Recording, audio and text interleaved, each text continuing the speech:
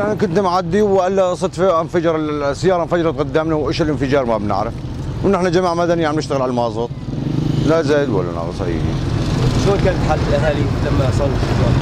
هو حاله سيئه واللحم عبى الاراضي. ايش بتوجه رساله لاهل عم يساوي التفجيرات؟ مين كان يكون؟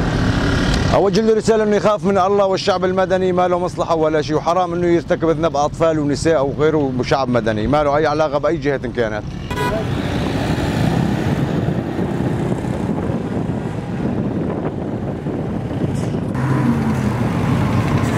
نحن بالشرطه الحره، انا المساعد اول احمد عبد الله صالح رئيس مخفر السلامه.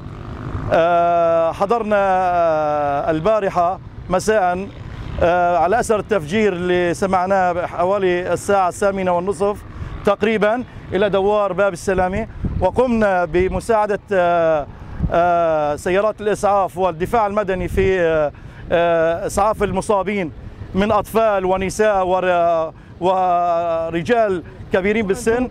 وفي عندنا نحن جثه، لسه اشلاء جثه لميناهم موجوده بالكيس يعني. ونحن كمان عثرنا مع الاشلاء جثه يعني حسبنا الله ونعم الوكيل. هذا المصحف الكريم كان مع صاحب هذا الجثه، سواء رجل او امراه او طفل، يعني حسبنا الله ونعم الوكيل. نحن اسلام، نحن نقول لا اله الا الله سيدنا محمد رسول الله. هؤلاء بريئين من الاسلام ولا يعلمون الاسلام، فنحن ان شاء الله باقون وعلى الحق باقون، وباذن الله منتصرين.